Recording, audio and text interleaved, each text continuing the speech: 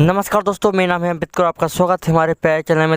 दोस्तों आप लोगों को बता दें कि मोदी बोले केरल में एलडीएफ जाएगी, एनडीए जाएगी। पहले भी यहां आया, इस बार हवा का रुख कुछ और। राज्य में घर से वोटिंग की सुविधा। पीएम मोदी ने केरल के थिरुवल्ला में जनसभा की। केरल के थिरुवल्ला पहुंचे पीएम मोदी ने कहा कि इस बार के चुनाव में केरल में लेफ्ट डेमोक्रेटिक फ्रंट एलडीएफ की सरकार जाएगी और नेशनल डेमोक्रेटिक अलियंस एनडीए की सरकार आएगी। उन्होंने कहा कि मैं पहले भी केरल आया हूं, लेकिन इस बार हवा का रुख कुछ अलग है। केरल एक ऐतिहासिक बदलाव के लिए तैयार है। इस बार सत्ता परिवर्तन होगा। चुनाव आयोग ने केरल पलक्कड़ की तस्वीर शेयर की है। इसमें पलक्कड़ के कोगड़ में 100 साल की महिला कुचुम्बा ने घर से वोटिंग की। आयोग की टीम उनके घर पहुंची और होम वोटिंग सुविधा का लाभ दिया। राज्य में पोलिंग बूथ पर पहुंचने में असमर्थ लोगों को घर से वोटिंग की सुविधा हुई है। केरल के पलक्कड़ में कोंगड़ में 100 साल की महिला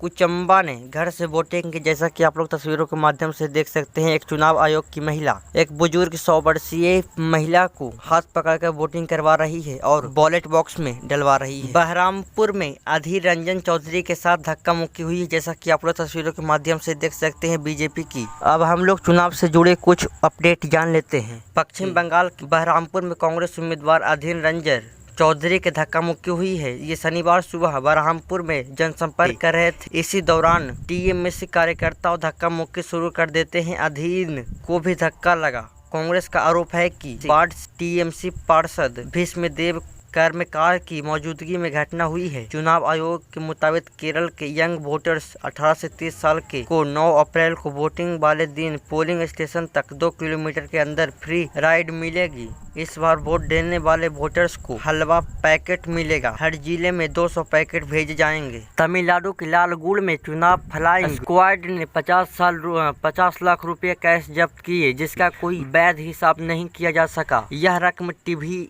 के उम्मीदवार पा कृष्णन के एक रिश्तेदार के घर से बरामद हुई। तमिलनाडु के मुख्यमंत्री एमके स्टालिन ने तिरुवेल्वेली चुनाव प्रचार के दौरान रजनीकांत का गाना गाकर डीएमके का घोषणा पत्र समझाया। इस दौरान उन्होंने गठबंधन की योजनाओं को लोगों तक पहुंचाने की कोशिश की। टीवी के प्रमुख विजय के नामांकन को लेकर विवाद खड़ा हो गया है। तिरुचिरापल्ली ईस्ट सीट के हल्फनामे में उन्होंने अपना खिलाफ दर्ज एक नए केस का जिक्र किया, जबकि पोरम्बूर सीट के नामांकन में ये जानकारी नहीं दी। इस अंतर पर सवाल उठा रहे हैं और इस पर विवाद बढ़ता जा रहा है। पांचों राज्यों को चुनाव के पल पल के अपडेट के लिए नीचे ब्लॉग से गुजर जाएं। अपडेट जान लेते हैं। मोदी बोले केरल को बहुत फायदा, मेरा नुकसान। पीएम मोदी ने कहा इस चुनाव में केरल को फायदा होने की संभावना है, लेकिन मेरे लिए पर्सनली बहुत बड़ा नुकसान होगा। आप सोच रहे होंगे कि जब मोदी नुकसान हो रहा है तो केरल को कैसे फायदा हो सकता है। मतलब अनूप जो यहाँ चुनाव लड़ रहे हैं, पिछले 5 सालों से मेरे साथ काम कर रहे हैं। उन्होंने पूरे देश में घूमकर जानकारी इकट्ठा की है।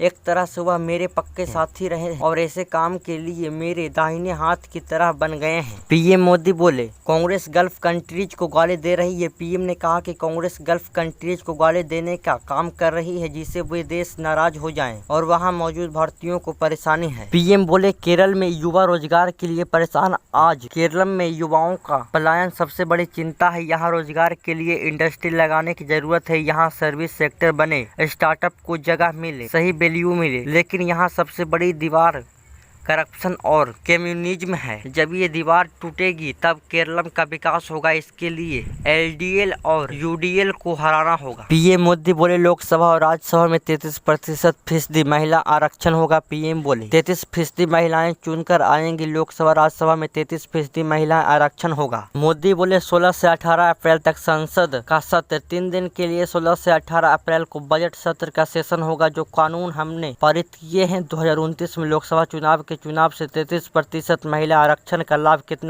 मिलना शुरू होगा।